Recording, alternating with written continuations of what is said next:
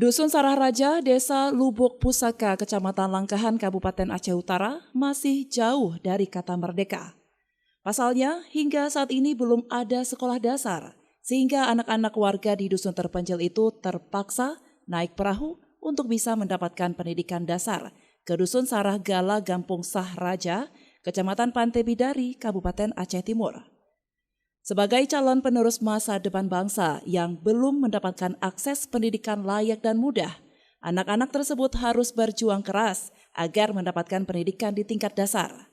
Bahkan, ada beberapa anak yang tidak menggunakan seragamnya agar tidak kotor selama perjalanan. Karena tidak adanya akses darat berupa jalan ataupun jembatan, anak-anak ini terpaksa mengarungi Sungai Arakundo sejauh 1 kilometer menggunakan perahu serta berjalan kaki sepanjang 800 meter untuk tiba di SD Negeri Sarah Gala, Kabupaten Aceh Timur.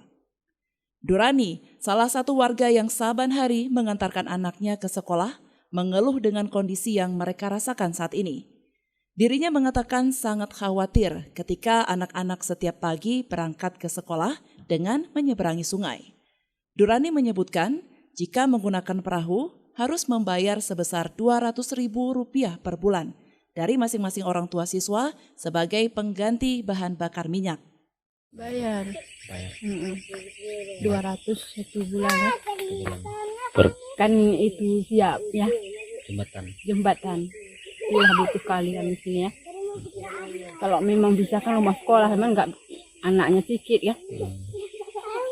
Kalau bisa kan jembatan itu siap ya. Jalan.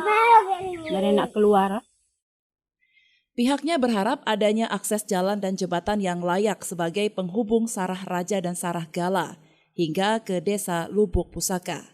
Infrastruktur tersebut paling utama dibutuhkan oleh 46 kepala keluarga atau 250 jiwa lebih masyarakat yang ada di daerah terpencil tersebut.